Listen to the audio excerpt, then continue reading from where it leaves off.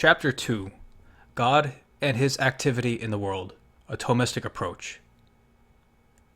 It is sometimes claimed that the Christian understanding of God's involvement with the world necessitates the Palamite distinction between God's essence and His energies. Drawing a strong distinction between the essence and the energies, it is felt, allows us to explain how God can utterly transcend the world in His infinite mystery, and yet be intimately present to the world. On the one hand, God cooperates, He enters into a synergy with us through His energies. On the other hand, our ultimate beatitude consists in a mystical union with God's incomprehensible essence, and it is a strong distinction between the inaccessible essence and the accessible energies that preserves the dynamic and mystical quality of this union. On this analysis, the Thomistic notion of absolute divine simplicity, that is, the identity between God's essence and His energy, or in more Latin parlance, operatio, is both philosophically problematic, untraditional, and unable to explicate the teachings of divine revelation. St. Paul says, for instance, quote, "For this I toil, striving with all the energy," in the Greek that word is energeon, "which He mightily inspires," or energomenon, "within me," from Colossians 1:29. If God's energies are really just His essence, then, it is claimed, if He is not to enter into essential composition with creatures, then He must remain shut up in Himself. He cannot so-called energize creation in the manner that St. Paul describes. This critique is sometimes turned into a genealogical account of Western secularism. It is thought that because of divine simplicity, Western philosophy and theology could never develop a proper synergistic account of God's activity in the world. Western doctrines of creation make it autonomous from God and intelligible according to creation's own principles. Moreover, the lack of a distinction between God's essence and energies inevitably leads to a description of the face-to-face vision of God as an intellectual contemplation of the very essence of God, rather than a mystical union with Him according to the energies, a view which further underwrites an alleged Western rationalism. But are these concerns warranted? A deeper appreciation of the Thomistic tradition can show that they are not. That is what we propose to do here. The controversy between the Thomistic and Palamite doctrine of God plays out in three areas: creation, deification, and the vision of God, especially in heaven. Here, we will focus on the first of these three, the Thomistic doctrine of creation. Our task is to lay out the philosophical fundamentals of the Thomistic doctrine of creation in order to reply to some specific typical Palamite objections, which will be posted in the next chapter. We also hope that this exposition will provide a response to the more general Palamite concern that the Thomistic doctrine of divine simplicity leaves creation dangerously autonomous from God, and downplays God's active involvement in the world. First, we will clarify the surprisingly tricky concept of what it means to say that two realities or concepts are distinct. Then we will use this to state the doctrine of divine simplicity more precisely, clearing up some misconceptions. Specifically, we will be able to say how the various so-called things around God, or ta peri tou theou, or in Greek, the divine intellect, will, and pure perfections, are really identified with the divine essence. Next, we will turn to a consideration of the notion of creation, which we will develop by showing how it is different than created agency. We will then describe how, in terms of this teaching, God is actively present to creation. After a few remarks on deification and a brief synthesis, we will describe a Thomistic view of the divine energies. Distinctions. The most common way of stating the difference between Gregory Palamas' doctrine of God and that of Thomas Aquinas is to say that for Palamas, the divine essence is really distinct from the divine energies, whereas for Aquinas, due to his understanding of the divine simplicity, the divine energies are distinct only by a distinction of reason. Stated this way, the doctrinal difference seems clear enough, but upon closer inspection, the interpretation of these doctrinal statements is not so clear. In the first place, the Western scholastic tradition, in the course of its own controversies, has paid a good deal of attention to the nature of distinction because this tradition has discovered some important subtleties in this concept. The scholastic problem boils down to this. If a distinction is something that we make with our minds, then how much of the distinction is ex parte re, that is, out of the part of the thing, and how much of the distinction is due to our mind's work of conceiving and signifying? One of the defining traits of Aquinas and his school is to deny a strict isomorphism between our concepts and the realities that they signify. That is, for St. Thomas and Thomists more generally, even if things can be thought apart, this does not necessarily mean that they do or even can exist apart. We can have separate concepts of things that do not necessarily have separate existence, in rerum natura, that is, in the nature of the things. The parts of the essence of a thing, as revealed in its definition, are not really distinct in the thing, nor does the knowledge of a universal augur for the existence of a separate universal in rerum natura. This claim that there is a strict isomorphism between our concepts and the realities that are in reality is the fundamental option taken by those that Aquinas calls the Platonists, of which he is uniformly critical. Rather, for Aquinas, reality has a richness to it that the human intellect, due to its state as the lowest kind of intellect, must apprehend in a refractory way, through a multiplicity of concepts, which are gained through abstraction from sense knowledge, and which are composed and divided by the act of judgment in order to conform the mind to reality. This is all the more true when it comes to human knowledge of God, who exceeds the power of every created intellect to comprehend. In the second place, there are certain ambiguities with respect to the interpretation of Palamas' distinction between the divine essence and energies. For Palamas, as for so many of his Eastern Christian predecessors, the epistemology of the Platonists seems to have had a more comprehensive influence on his thought than they had on the thought of Aquinas. So it would be only natural to take the Platonic triad, which describes the structure of participation, and suppose that these have a distinction that somehow obtains extramentally. The problem, of course, is that ever since the time of Palamas, his interpreters have disagreed on how to interpret the precise nature of this distinction. How, then, should we understand the notion of distinction from a Thomistic perspective? First, we should note that the distinction follows on more basic notions of our intellect. In particular, distinction is one of the concepts that follows upon the notion of one, or unity. One is a so-called transcendental, whose notion is coextensive with being, adding to being the notion of undividedness. Consequently, there are as many modes of unity as there are modes of being, which are the 10 categories.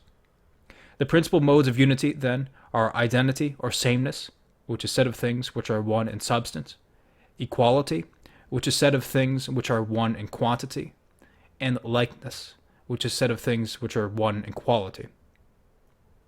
So, identity indicates some unity in substance. Now, according to Aristotle and St. Thomas, things can be identical either per se or per accidens. Things have a per se identity, either when they share a common matter, when that commonality is numeric or specific, or when they share a common substance. By the former, St. Thomas takes Aristotle to mean that two items have a per se identity when they are both determinations of the same potential principle, whether that be in the physical order, that is, they share the same sensible matter, or in the logical order, that is, they share a common genus. By the latter, St. Thomas means that two items have a per se identity when they both refer to something that is the same in definition, or ratio. John of St. Thomas takes up this description of per se identity under the rubric of material and formal distinction, respectively. He says that two items are materially identical if they agree in entity and reality, but not in the ratio by which they are signified primo et per se. Further, two things are formally identical when they are properly expressed by the same proper ratio. Notice that material identity is a weaker type of identity than is formal identity. A still weaker type of identity is per accidens identity. Two items have this sort of identity because they are found together in the same logical subject. This sort of identity is revealed in predication. It can happen in three ways. Two accents are said to be identical because they are predicated of the same subject, as when white and musical are said to be identical because they are predicated of Socrates. An accidental predicate is said to be identical with a subject of which it is predicated, as when white is said to be identical with Socrates. And a subject is said to be identical with the accident of which it is predicated, as when Socrates is said to be identical with white. In short, then, the difference between per se and per accidens identities is that the former type identifies two concepts of a single res, or thing, whereas the latter identifies two concepts, each of a different res, which exist together. As we will see in more detail soon, The test for a per se or per accidens unity is predication, because our intellect's active judgment conforms the intellect to the real. For now, we can say this. In substances, things predicated in an essential mode, that is genus, species, and difference, of the substance will have per se identities, whereas things predicated in the mode of a property or accident will have a per accidens identity. However, the notion of per accidens identity, as we shall see, also has a wider application. Now, distinction is simply the lack or removal of some identity. Consequently, there will be as many different ways of distinguishing as there are ways of removing the different types of identity that we have outlined. One very obvious way in which two items are non-identical, or distinct, occurs when they exist as numerically distinct substances. Peter is distinct from John, for instance, or a man is distinct from a horse. On the other hand, one very obvious instance of identity, or non-distinction, occurs when two concepts are indicated with synonymous names, for instance, Tully and Cicero, for instance, or man and irrational animal. These instances immediately raise the question of the relationship of our concepts to different things in reality. In the case of Peter and John, two distinct concepts answer to two distinct things in reality. On the other hand, the case of man and rational animal, or Tully and Cicero, two distinct concepts, each having exactly the same content, refer to one and the same thing in reality. Are these the only two ways in which our concepts can be related to their real reference? What about the type, or possibly types, of cases that fall in between the two already mentioned, when what is one substance in reality is conceptualized by several non-identical concepts? For instance, we can conceptualize Peter under the distinct concepts of body, animal, and rational. But what are these concepts of? That is, do each of the concepts under which we can consider Peter answer to something different in Peter himself? What about the distinction between the concepts of essence and nature, for instance? They seem to pick out the same thing in reality, but express something different about it. The Western scholastic tradition has seen a need for some type of mediate distinction or distinctions, which are in some sense weaker than the distinction between Peter and John, but are in some sense stronger than the distinction between Tully and Cicero. However, the different scholastic traditions have disagreed on how to characterize the various grades of distinction. In particular, there has been a celebrated controversy on this matter between the Thomistic and the Scholastic schools. This dispute about distinctions is important because it conditions the school's teachings on a number of important points. The distinction between essence and existence in creatures, the difference between the various metaphysical grades of a substance, that is, body, animal, and rational, in our example of Peter above, and the distinction between the persons and natures in the Trinity.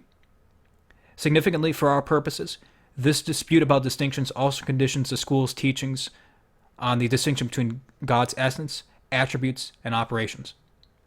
Therefore, we want to describe and justify the various grades of distinctions that the Thomistic school has identified.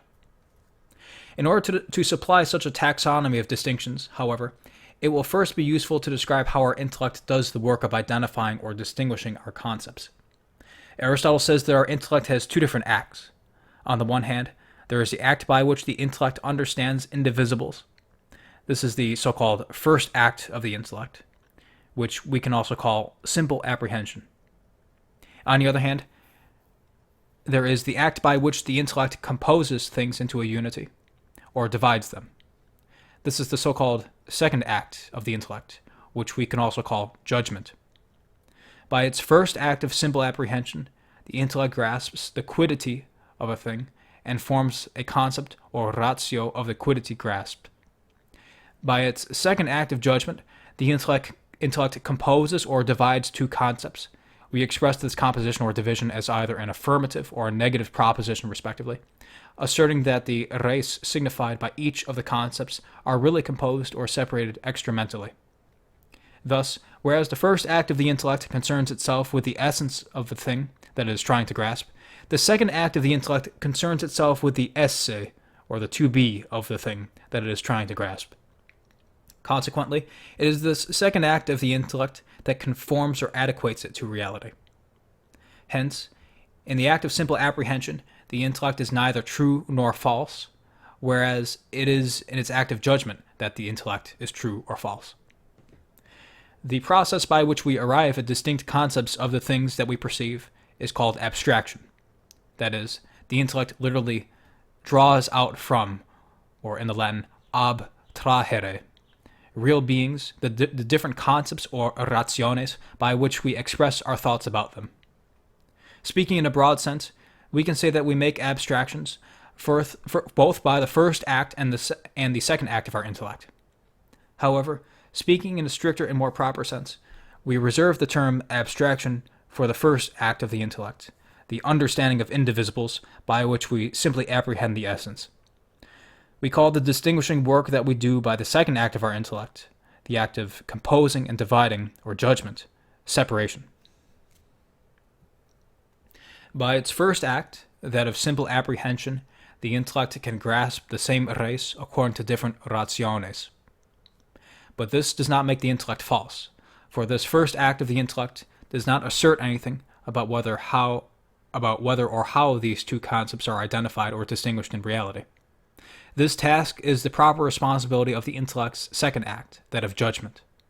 Here, the intellect asserts that the real reference of two concepts are somehow identified in reality, a judgment which is called a composition, and is expressed by us in an affirmative proposition, or that the real reference of two concepts are somehow not identified in reality, a judgment which we call separation or division. Since it is the act of judgment that conforms our minds to reality by composing or dividing the concepts that we form of the world, it is by the act of judgment that we determine whether or how the reference of our concepts are identified or distinguished in reality.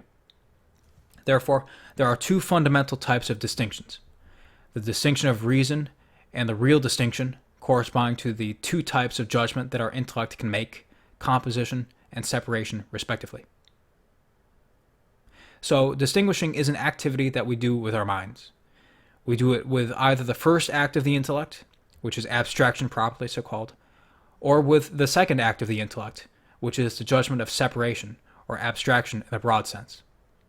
When we distinguish in the first act of the intellect, we come up with two different concepts. Passing to the second act of the intellect, we can compose and divide these concepts. If there is an order of predication between the two concepts, if we can make a composition with them, then we have failed to deny their per se identity in the sense discussed above. The distinction is only at the level of concepts. It is a distinction of reason. If we cannot make a composition with them, if we must make a separation of them, then we have successfully denied their per se unity. They may or may not have a per accidens unity. Since our intellect's second act, the act of judgment, conforms our minds to the real, this distinction is not merely one of concepts, but also obtains extramentally. Any distinction of this type is called a real distinction. The most obvious case of a real distinction is two distinct substances that are really separable. We judge that man is not a horse, or Peter is not John, for instance, and in so doing, we assert a real distinction between men and horses, Peter and John. This type of real distinction is called the distinction res a re, that is, between thing and thing. We can also call this type of distinction a real physical distinction, so called because we typically notice it through sense experience. Peter occupies a different matter and place than John. In a real physical distinction, there is a lack even of per accidens unity. There is another type of real distinction, the real metaphysical distinction. It obtains between the various correlative principles of a being, essence and existence, primary matter and substantial form, substance and accident, a faculty and its proper action. What all of these pairs have in common is that they are correlates of potency and act, determinability and determination. The real distinction between act and potency is foundational to the Thomistic system, and it is ubiquitous. Not only does the real distinction between potency and act necessary to solve the problem of the one and the many, and the problem of motion, this distinction, in all of its analogical variations, is the explanation for how two intrinsically correlative principles of a being can remain distinct while nevertheless preserving the substantial unity of a being. It is a bit contentious to call this real metaphysical distinction a real distinction. The two things that are distinguished in such a distinction are not really separable.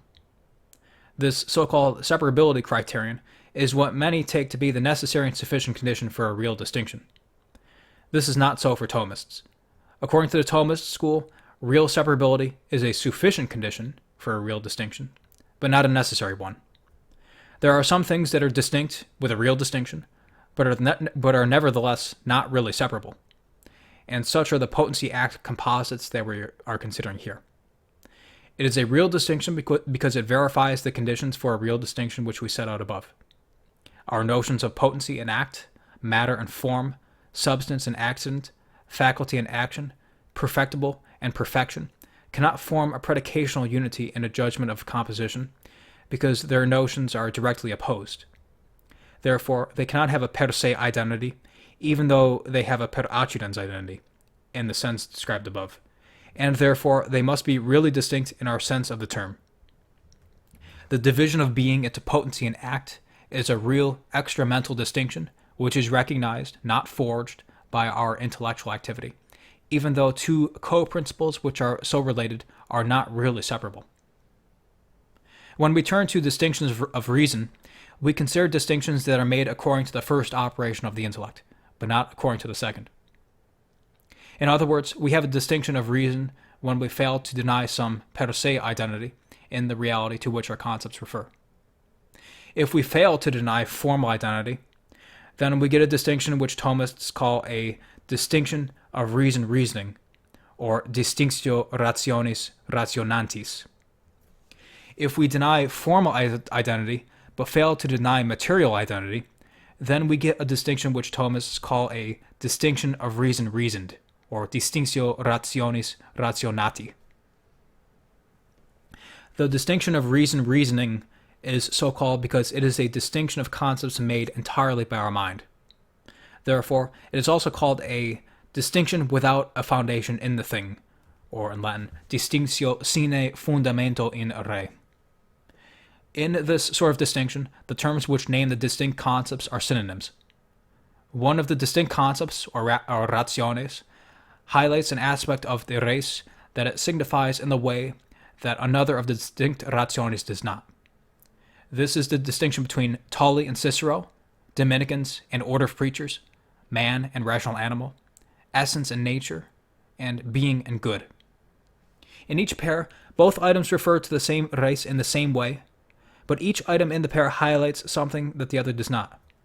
Dominicans highlights the founder of a religious order, whereas order of preachers highlights its function. Man names the res in a less explicit way, but as we come to know it better, we can characterize it more explicitly by its definition, rational animal. Essence highlights the principle to which it refers as that which makes the being the kind of thing that it is, but nature highlights the exact same principle as that by which a thing has its characteristic activities. As transcendental properties, being and good are coextensive and not really distinct, but good adds to being the note of desirability. The distinction of reasoned, on the other hand, is so called because there is some foundation in the thing for making a distinction of concepts. The ontological richness of the thing demands, as it were, the formulation of distinct, refractory concepts of it in our intellect. Therefore, it is also called a distinction with a foundation in the thing, or distinctio cum fundamento in re, or a virtual distinction, or distinctio virtualis. This sort of distinction gets the last name because it describes the way that the res provides the foundation for the distinction of concepts. The res exercises different grades of powers, or virtutes, and this gradation of different powers provides the foundation in the res for the different concepts that the intellect will form about it. This will become clear with our examples below. Unlike the distinction of reasoning, and this is important to note, the names which concepts that are distinguished by the distinction of reasoned are not synonyms and are not synonymous. There are two kinds of distinction of reasoned, the major distinction of reasoned and the minor distinction of reasoned. In the major distinction, the two distinct concepts are related to one another as more or less determined, according to various degrees of potency and act. The standard example of the major distinction of reason-reasoned are the so-called metaphysical grades of a being. That is, the hierarchy of genera and species that a thing has due to its place on the Porphyrian tree. A man has a particular set of metaphysical grades or genera and species associated with him, for instance, substance, body, living, animal, rational. In fact, we can recognize that a man performs functions, or virtutes, associated with all of these, and we can identify him with other beings on this basis. A man is generically identical to a tree, for instance, in that they are both living, that is, they both have a principle of self-movement. Or, equivalently, both a man and a tree have a common participation in life. In order for the intellect to make these generic and specific identifications of a man with other beings, it must pick out these distinct concepts. The question is, however, do these distinct concepts answer to distinct items in the res, in the thing? For Thomas, the question can be settled by predication, because judgment conforms our mind to the real, and each of the metaphysical grades is predicated of the whole substance. Man is living, man is an animal, and man is rational, for instance. Each concept signifies the res in its entirety, but one in a less determined way and another in a more determined way, like differing degrees of potency and act. As St. Thomas says, the genus is taken from matter, the specific difference is taken from the form, and the species is taken from the composite. In our example, the notion of rational is outside the notion of animal, but is a determination of it. Man is an animal in a rational way. Animal and rational are distinct in man by a major distinction of reason-reasoned.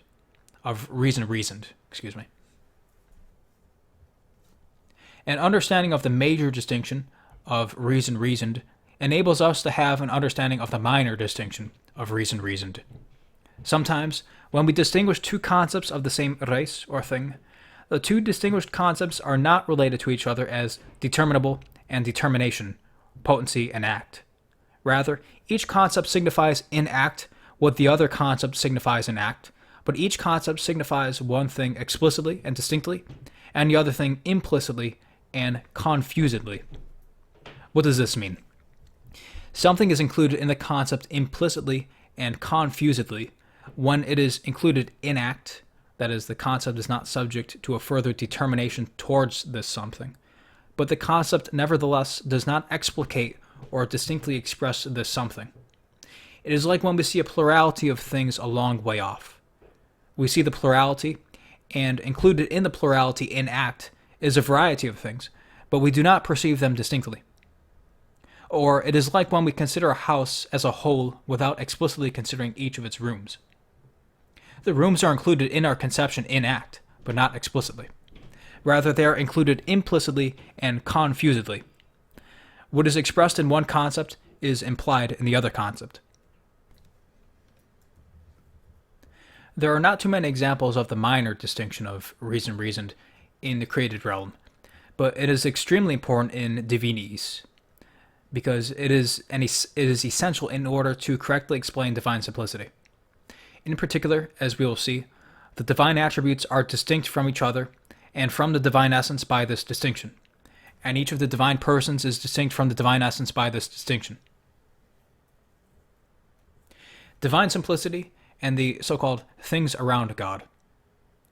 From the standpoint of Thomistic theology, the doctrine of divine simplicity is absolutely essential to securing both a philosophically and theologically adequate understanding of God. This doctrine allows us to properly articulate the relationship between God and the world, and it shows us the proper limits of our knowledge about God. Some interpreters of the Greek Fathers have suggested that, though they held a version of the doctrine, they did not hold it in quite the strict way that St. Thomas does. The Palamite distinction, as it is typically construed, seems to be in some tension with divine simplicity as it is understood by St. Thomas, but nevertheless, Palamas himself still attributes simplicity of a sort to God, even though it does not seem to be compatible with what St. Thomas means by divine simplicity.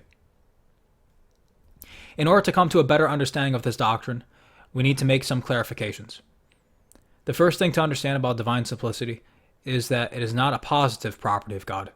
Rather, it is a shorthand way of expressing a set of denials of composition, that is, of extramental or what Thomists would call real, distinctions in him. God is not composed of quantitative parts. God is not composed of matter and form. God is not composed of essence and substance. God is not composed of subject and accident. And God is not composed of essence and existence. When divine simplicity is seen in this way, we can see one of the reasons why it is so important. It is the ontological explanation for why God is incomprehensible. Our modes of speaking fall short of the manner in which he exists. In the second place, the lack of composition in God points us to a formulation of the way in which he is. God is pure act, with no admixture of potency. Any sort of composition or real distinction of parts, even if they are metaphysical co-principles like potency and act, which come together to form one thing, presupposes something prior to the whole in order to account for the composing, and this cannot be the case in God. When divine simplicity is seen in this way, we can see another of the reasons for why it is so important. It is the ontological explanation for God's perfection. God's simplicity and his perfection go hand in hand. Actuality indicates perfection, and potency indicates perfectibility. Denying potency in God denies his need to be perfected by another, for he is that from which everything else derives its perfection. Sometimes the notion of God as pure act is looked upon pejoratively, but it really should not be. It is important to remember that when we say that God is pure act, or what comes to the same thing, ipsum esse subsistence, which is the subsistent act of existence itself, we are not giving an exhaustive understanding or real definition of the essence of God. Rather, we are expressing the superior way in which God exists, a mode in which creatures do not exist. If simple, that is, incomposite, denominates God according to the via negativa, then pure act, ipsum esse subsistens, or perfect, denominate God according to the via eminentiae, or the eminent way, or the way of eminence. Frankly, calling God pure act is unavoidable. If we were to deny this ascription to God, it could only be for one of three reasons. 1. God really contains some admixture of potency. 2. Act and potency is an incorrect division of being. Or 3. Being, and hence act and potency, really should not be ascribed to God, but only to creatures. The first option is inadmissible for reasons that we have seen above. The second option denies the traditional Thomistic solution to the Parmenidean problems of motion and of the one and the many. The third option is more interesting, but still inadmissible. One seemingly attractive way to assure the aseity of God, and to avoid the dreaded accusation of ontotheology, has been to deny that he is a being. But unfortunately, this causes problems regarding divine naming in both theology and philosophy. To be sure, there is a very important truth behind the intuition which makes some say that creatures are beings, while God is not. It is important not to think of God as just another thing or object in the world. This is especially the case in a Neoplatonic system, where more emphasis is placed on formal causality than efficient causality. In such a system, creation is the multifaceted appearance of God outside of himself as a variety of formal participations in him. Thought and being are coextensive, so to be means to be a definable thing. In such a system, claiming that God is a being would be to mistake him for one of his creatures. However, claiming that God is not a being must be a special kind of denial, for surely it cannot be a denial in the same sense as a unicorn is not a being, or a four-sided triangle is not a being. God must share some sort of commonality with actual existence, in that he does not share with unicorns and four-sided triangles. Moreover, this commonality must be due to the fact that God causes the existence, and the existence participate in him. God must be a being in some sense after all. The Thomist school accounts for this by emphasizing the role of efficient causality, without neglecting the exemplary formal causality of the divine ideas, in the relationship between the world and God. Thus, it can reason back from existence to God, and denominate him analogically ipsum esse subsistens, because he is the principle of ens commune, or common being, the proper object of the human intellect. So, the doctrine of divine simplicity describes God as incomposite pure act, ipsum esse subsistens, and thereby grounds God's incomprehensible perfection, the perfection from which everything else derives its perfection. The fact that God is the source of all perfection but is not completely graspable by us, immediately raises the question of divine naming. Divine simplicity and divine namings are two sides of the same coin, and if a person treats the former without treating the latter, there will inevitably be problems. Moreover, and this is even less commonly recognized, there are two factors involved in divine naming. First, the way that God's essence is named from creaturely perfections, and there are two different ways that this happens. And two, the way that we distinguish between the various names that we have of God. This latter type of distinction is essential for a correct Thomistic interpretation of what some of the Greek fathers have called the so-called things around God, or ta peri tou theou. With respect to the first factor, there are two different ways of naming God from creatures, because we can distinguish two sorts of perfections that are found in creatures. Some perfections intrinsically belong to creatures, and thus have a sort of limitation implied in their very ratio. These are the perfections that things have due to being placed in one of the 10 categories. These sorts of perfections are sometimes called simple perfections, or perfections secundum quid. There is a second sort of perfection, however, the so-called simply simple perfections. These are perfections whose very ratio implies neither the limitlessness of being uncreated, nor the limitation of being created. For example, goodness, being, life, and wisdom. These may be inappropriate to a particular creature due to the limitation on the side of the creature. It is not fitting for a rock to be living, for example, but the ratio of the perfection itself implies no such creaturely limitation. Simple perfections are said to be in God virtually and eminently. That is, God has the power to realize them in creatures, because of the higher mode in which he exists. This is the mode in which any effect exists in its equivocal cause. As we will see, we account for these perfections by means of the divine ideas, or logoi, the ways that the divine intellect knows itself as imitable.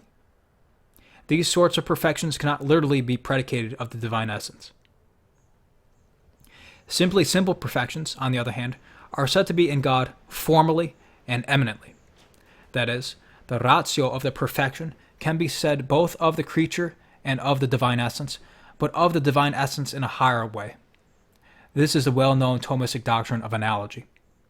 The ratio of the perfection is discovered in creatures. Seeing that the perfection contains nothing of creaturely limitation in its very ratio, the intellect attempts to apply the perfection to God. However, the intellect must deny that the perfection exists in God according to the manner that its ratio is signified in the creature, its modus significandi, or its mode of signifying.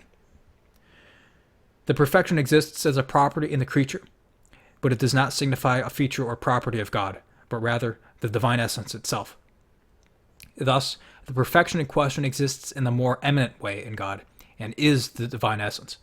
But our concept of this eminent perfection is inadequate to the divine essence, of which we can never have a proper concept at all, not even in the beatific vision. Nor can we form one common adequate concept of this perfection as it is in creatures and is the divine essence. Any concept that we form of the perfection as it is common to both God and to the creature will conceal an irreducible diversity that can never be thought away. This imperfect common concept will signify two things confusedly, both the perfection as a property of the creature and our imperfect concept of the divine essence as the source of the creaturely perfection.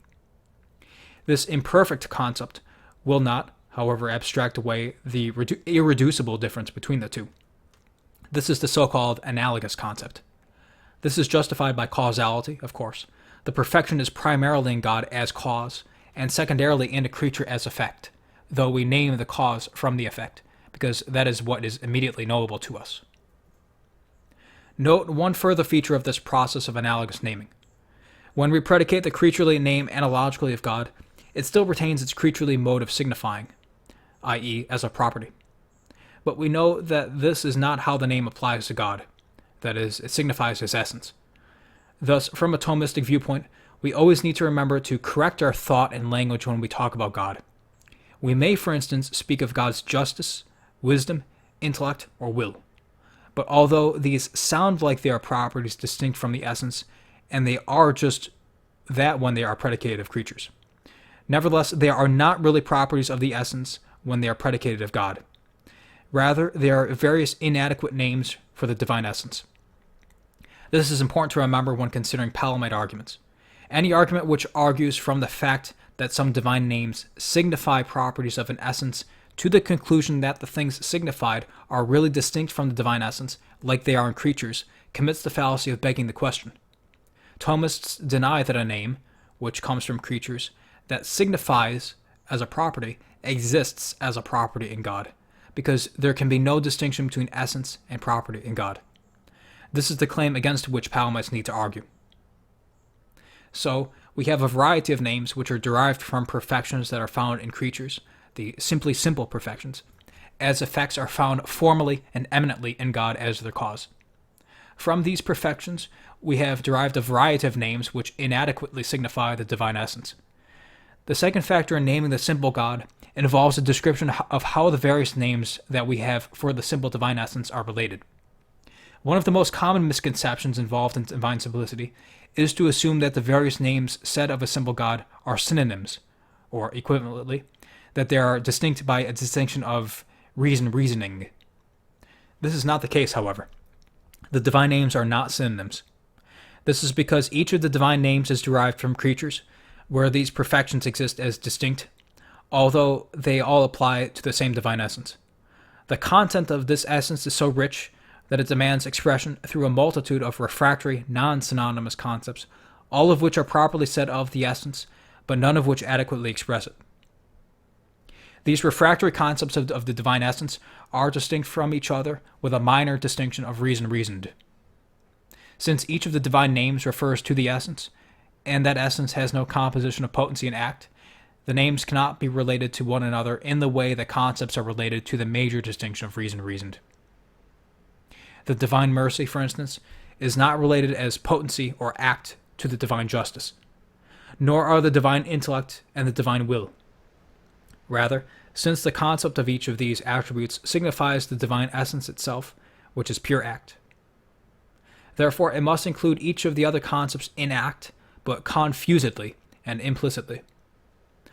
Our analogically purified concept of the divine intellect signifies what our analogically purified concept of the divine will, but each of the concepts explicate the divine essence differently. God's justice is what God's mercy is, but our notions of it are different. However, this is not a distinction of reasoning, i.e., merely a feature of our conceptualizing, because the perfections as discovered in creatures really are formally different, establishing a fundamentum, or foundation, in the divine essence for making the distinction. There are three theses that are central to any Christian conception of God. First, that God is knowable from creation as a cause is knowable from its effects. But two, that God is not just another object in the world, but transcends all things that are merely objects in the world. And three, therefore, he is also incomprehensible and eludes the complete grasp of any created intellect. It is tempting to treat God as knowable. It is tempting to treat God as knowable and God as unknowable, or God active in the world and God in himself, as two aspects of God that are extramentally distinct. But this is just what the doctrine of divine simplicity refuses to do. Defenders of divine simplicity hold that, precisely to preserve the otherness of God, and therefore his ability to be deeply active in all of creation, we cannot assume that our distinct concepts map distinctly onto God. God's otherness demands a constant critique of our creaturely concepts. The divine essence itself is known but beyond comprehension, and active in the world but transcendent of it. Creation, what it is not and what it is. When considering creation, it is helpful to distinguish active creation, God's activity, as we conceive of it, of producing the creature, from passive creation, the placing into existence of the creature itself. Just as in the doctrine of divine simplicity, so too in the doctrine of creation, we must always be vigilant to distinguish between the way that our language and concepts signify, on the one hand, and the way things actually are, on the other hand. The most important fact to remember about creation is that it is ex nihilo. That sounds like a commonplace, but the radical implications that this has for our understanding of creation are not always fully noticed. In particular, this means that passive creation is not a change, though we must necessarily signify it as one. And consequently, active creation is not a transient action, though again we must signify it as one. Nor is it an accident in God, which of course is a corollary of divine simplicity. The most helpful way to get a better understanding of what creation is by starting with what creation is not. Therefore, we will examine action as it is affected by created agents and created things. Then we will, through a sort of via remotionis, approach the correct understanding of creation. That is, way of remotion in Latin. It is well known that there are two kinds of action that any agent can perform: transient action and imminent action. Transient action that passes out of the agent and into a patient, whereas imminent action is a type of action that remains within the patient. In the creature, both of these types of action are accidents, which is a very important feature of created action. In no creature is its action, agere or operare in the Latin, the same as its being or esse. These must be really distinct, even if, as is the case in the angelic intellect, the acting is always taking place. The most basic reason for this is because a thing's essence is ordered to its esse, while its actions are ordered to the respective objects, which are not identical with a thing's essence. And to the diversity of specifying principles corresponds the diversity of acts. In this case, a thing's esse and its various agere and operare. Moreover, every created thing, due to its very limitation, is constituted in se, or in itself, before it operates. Its operation does not belong to its very constitution. Notice a further corollary of these two arguments. A thing's operative potencies are really distinct from its essence.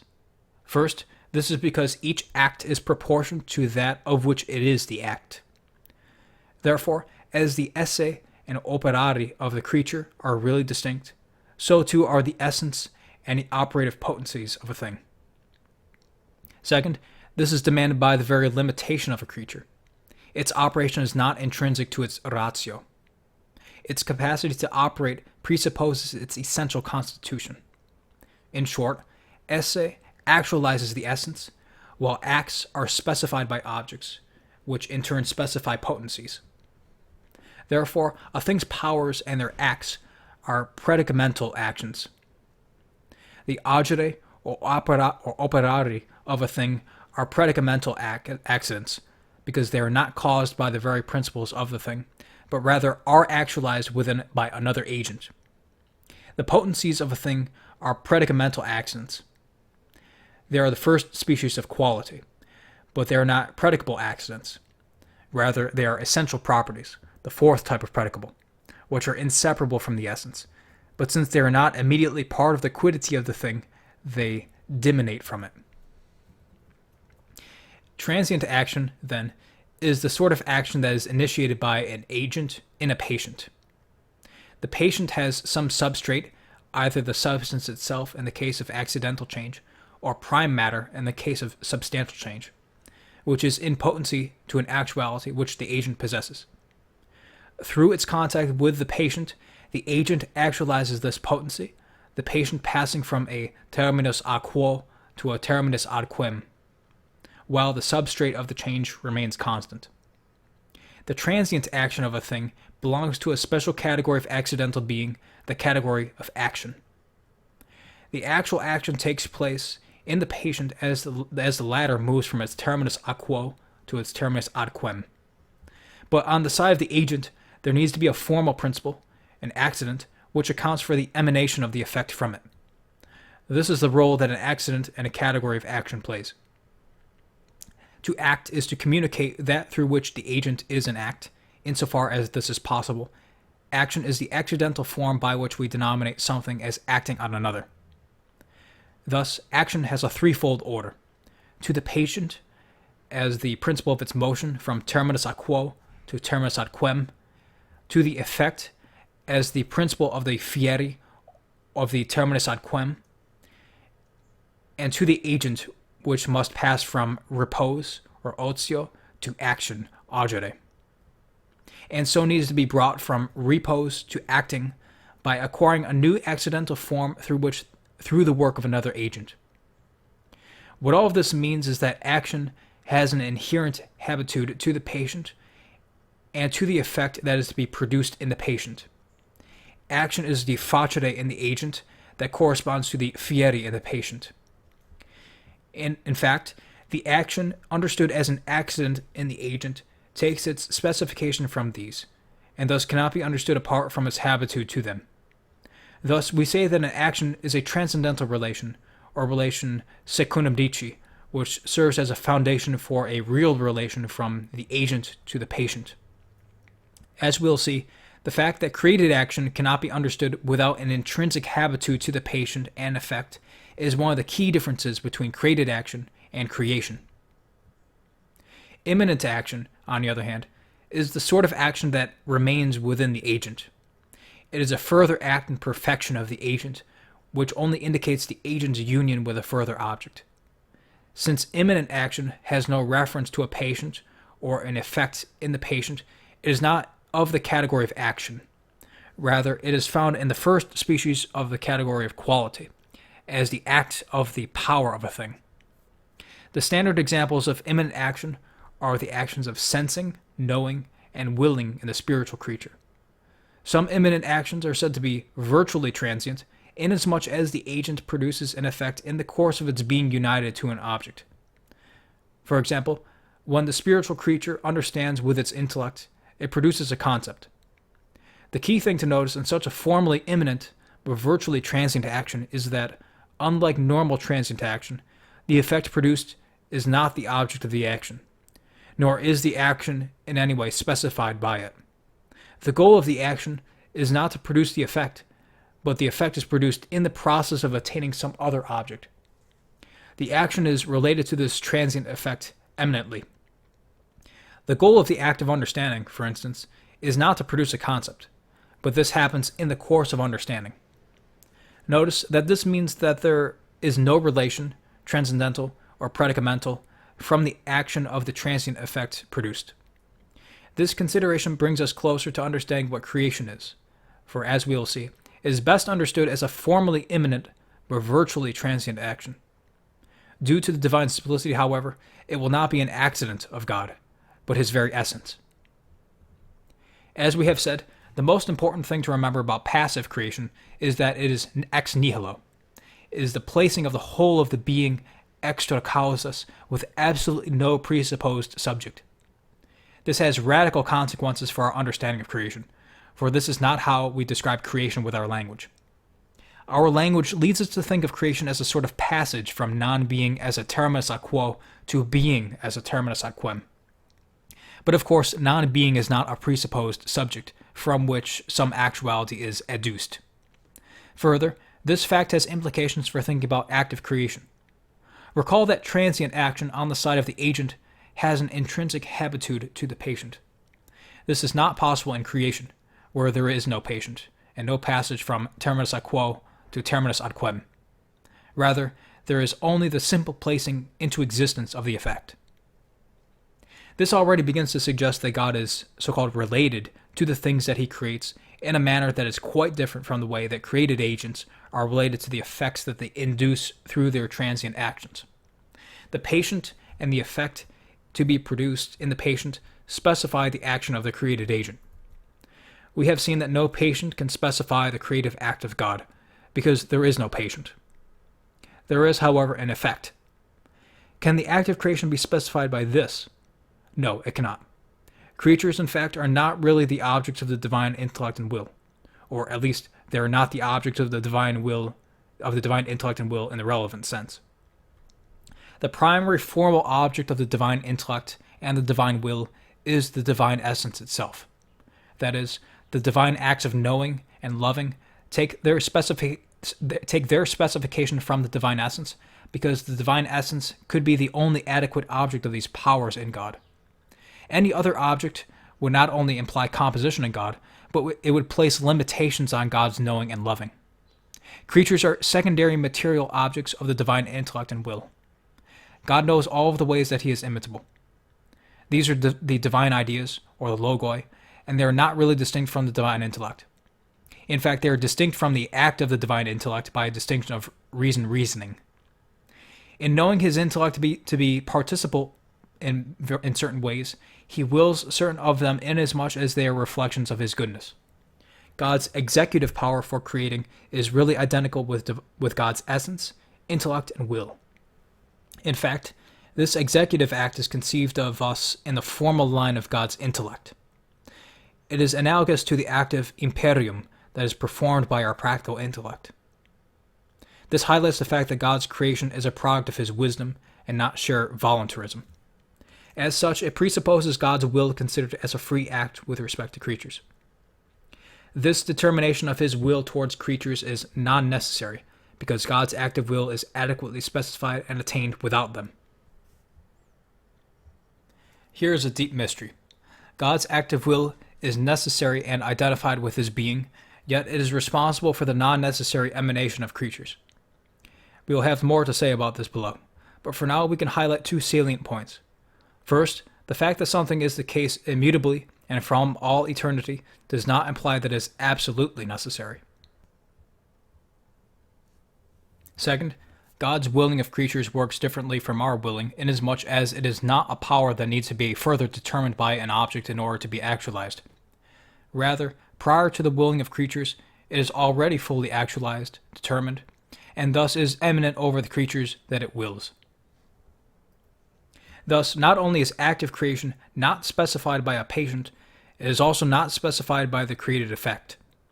In fact, and this is important in dialogue with Palamites, the act of creation on the side of God is not at all analogous to an accident in the category of action which we find in the created transient actor. Rather, active creation is a work of God's intellect and will, and in God, these acts are formally imminent, but virtually transient. Creation is what happens as a product of God's very activity of knowing and loving himself. The acts of knowing and loving are related eminently to the production of creatures. Thus, unlike created agents, whose action has an inherent relation to the patient and the effect produced in the patient, their creator has no inherent relation to creatures. On the side of the creature, there is only the placing of the effect outside of its causes. Though there is no patient which can be transcendentally related to the agent, nevertheless the very being of this effect as caused is a transcendental relation to the creator, which is the foundation for a predicamental relation towards God. Speaking most properly, the term creation most properly denotes this predicamental relation of absolute dependence of the creature on God. This means that, although creation is an eternal activity on the side of God, nevertheless God is denominated as a creature from time. Nor is it a contradiction that an eternal action have a temporal effect, because creatures are products of God's intellect and will, and thus they are placed into being in accordance with the ordination of God's intellect and will. The fact that God is denominated creator from time, and that there is a real relation from the creature to God, but not God to the creature, presents us with an interesting and at first counterintuitive corollary. We can formulate a notion of God's act or acts of creation, but this notion is necessarily subsequent to our understanding of the existence of the creature and its relation of dependence to God, and it is only distinct from the divine will by a distinction of reasoning. When we think the creature as related to God, our mind is led to make some distinctions of reasoning. In view of the existence of the creature and its relationship to God, we can distinguish a logos of the creature in the divine intellect, as a particular imitation of the divine essence. We can distinguish an ordination of God's practical intellect. We can distinguish a free act of God's will with respect to the creature.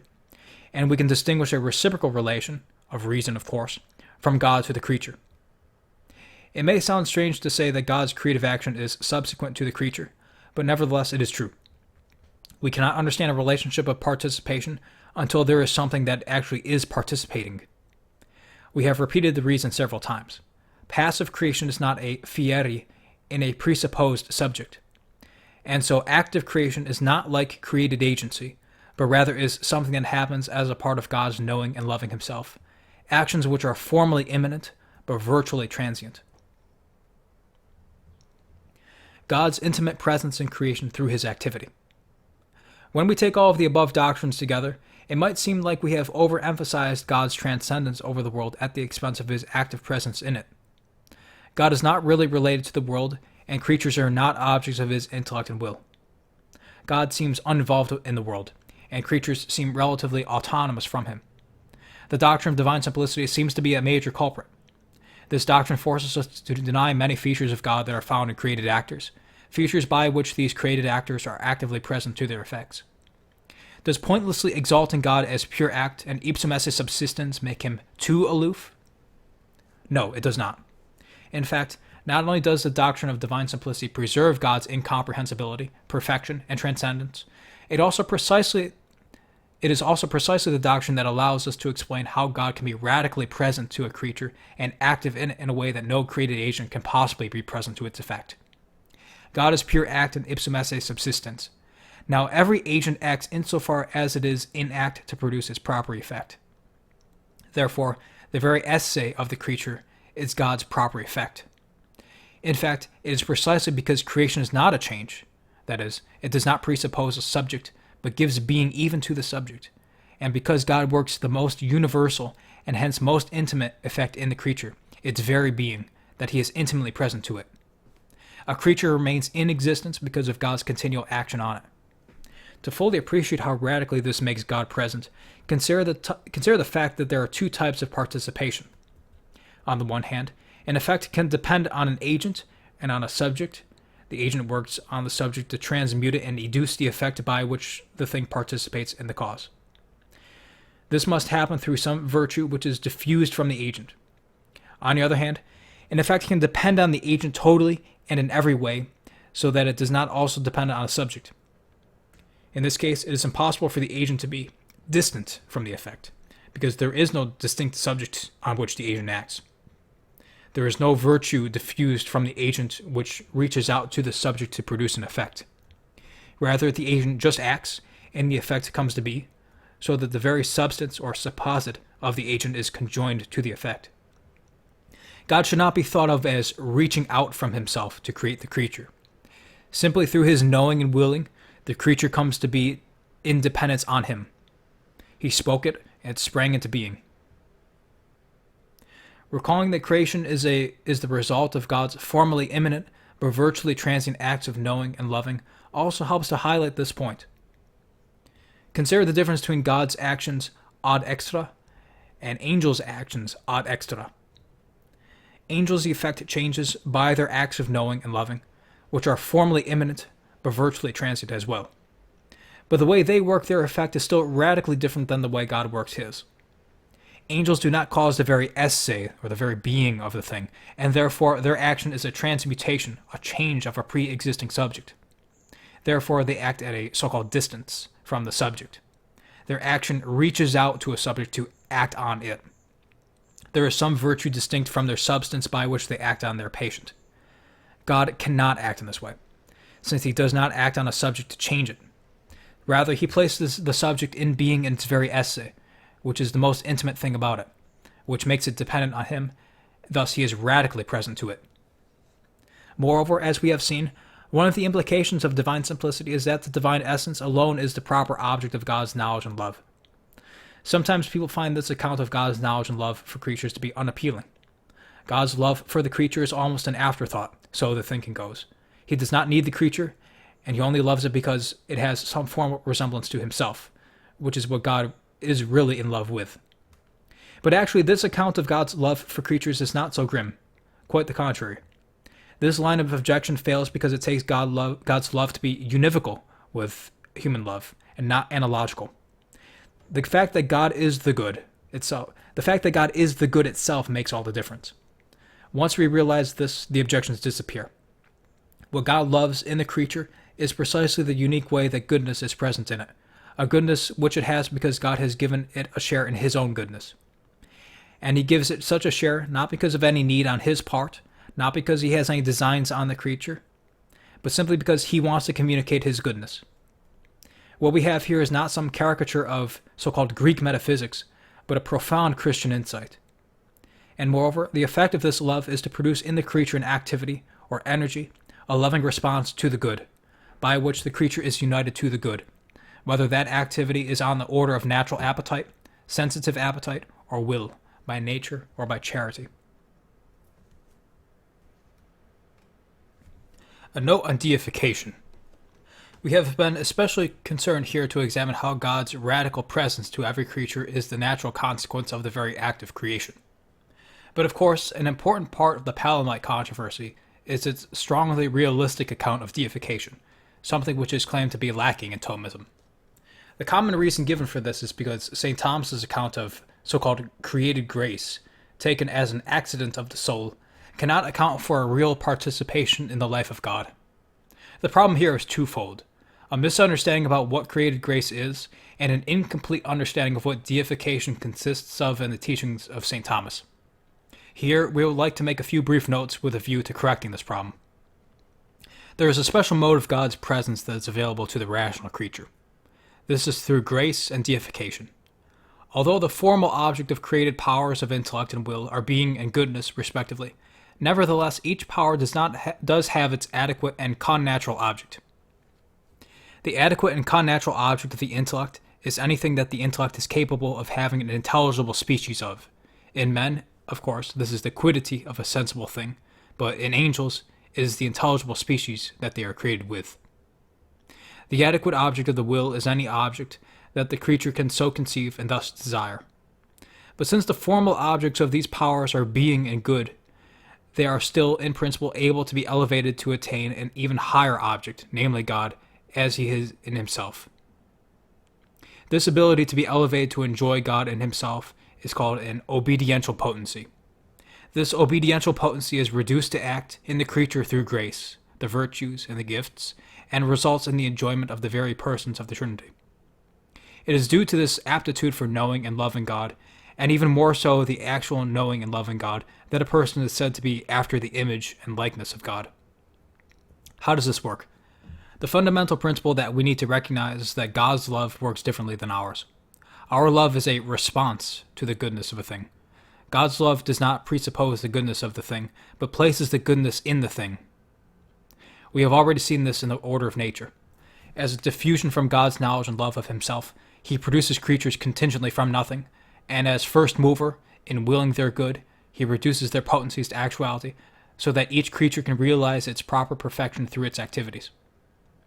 Now, in addition to this common love that he has for all creatures, he has a special love for the rational creature, by which he desires for it a good that is above its nature, a share in his very inner self.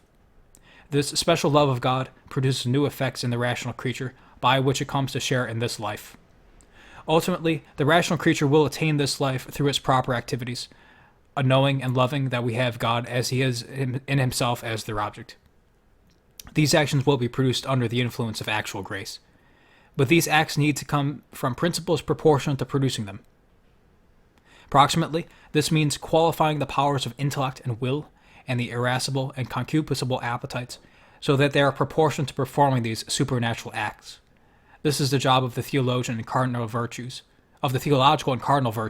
with the gifts of the Holy Spirit. Radically, this means that the soul itself needs to be qualified so that it may be of such a nature as to have these sorts of elevated acts fitting to it. This is sanctifying grace. These actions allow us to enjoy the divine persons. From this description, we can clear up a few misconceptions about deification in Thomism. First, the Thomistic understanding of deification includes not only so-called created grace, but also the theological virtues, infused moral virtues, the gifts of the Holy Spirit, the missions of the Trinity by which we are given the divine persons themselves to enjoy. If it does not include all of these, then it is not a correct account of deification in Thomism. Second, the way in which sanctifying grace renders us partakers in the divine nature is a special mode of participation. It is a physical and formal type of participation, like the way that creatures participate in God's simply simple perfections. But the ratio of simply simple perfections is indifferent to created or uncreated. This is not the case with the very nature of God, which is ipsum esse subsistens, or pure act. This formality cannot be subjectively in the very soul of the rational creature. Therefore, sanctifying grace makes us participants in the divine nature by so elevating our being and acting that God, as he knows and loves himself, can also be the proper object of our knowing and loving. The effect of God's uncreated love for us produces created effects, energies, and habitus within us, which enable us to return to God as friend through our acts of knowing and loving. Third, there is a careful balance between uncreated energy of God and created energy. The effect of God's uncreated energy is a subordinated, created energy in the creature. When the fire heats the iron glows with its own proper light and heat, but subordinated to the light and heat of the fire. But this analogy still limps in a way. The iron may still retain its light and heat when pulled out of the fire. The created energies, being educed from obediential potencies of the soul, will disappear if the uncreated love of God is withdrawn. It is frequently suggested that Palamism has uncreated divine energies, whereas Thomism has created grace. This is inaccurate. Thomists hold that the divine energy is uncreated, and in fact is the very divine essence. Created grace is the subordinated, dependent effect of the uncreated energy, and is itself an energy of the creature, which renders the creature radically capax Dei through its activities, and so much so that the divine themselves are given to the creature to enjoy. The theory of deification in the Thomistic school is, in fact, a carefully worked out description of the synergy that takes place between God's uncreated energies and our created energies. Fourth, the Thomistic teaching is commonly criticized for making sanctifying grace, the virtues, and the gifts accidents of the soul. This can make grace seem extrinsic. But the problem here is more a metaphysical misconception about the proper relationship between a substance and its accidents. They should not be thought of as two distinct realities like icing on a cake. Rather, substance and accident are transcendental relations, two correlative principles of a being, mutually related as potency and act, respectively. That is, accidents actualize the whole of a substance in a particular way that cause the substance to be such. Therefore, they are not properly said to be beings, but they are said to be of a being. Thus, to call grace an accident implies no extrinsicism. Thomism and the divine energies. So, if the divine energies are God, inasmuch as he is active in the world, what role do they play in Thomism? We can think of the energies in the line of God's relation to creatures. A divine energy is the foundation on the side of God for his relation to a creature or created effect. It plays the role of a transcendental relation to the creature, which founds God's predicamental relation to the creature.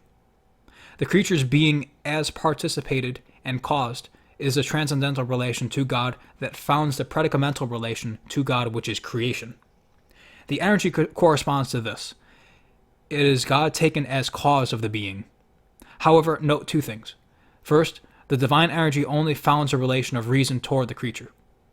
Like this relation of reason, the divine energy is distinct from the divine essence only by a distinction of reasoning. The divine energy is just our concept of the divine essence when we take it as connoting a relation to the creature. Second, like the relation toward the creature which it founds, the divine energy is logically posterior to the creature. We discern the divine energy as a cause, and the logos, which it instantiates, only after we see the creature as caused. This is like the sun and its rays. The sun's shining is an activity that flows from the principles of its essence, but there is only a ray of sunlight after there is a point or an object that is illuminated. Indeed, different rays from the sun are discerned by the different points or objects that they illuminate. The analogy limps, however, because God does not act at a distance from the creature, nor is his power distinct from his essence, his intellegere or his velle. Nor is there a patient on which God works. He either creates with no presupposed subject, or educes grace, the virtues, and the gifts out of an obediential potency.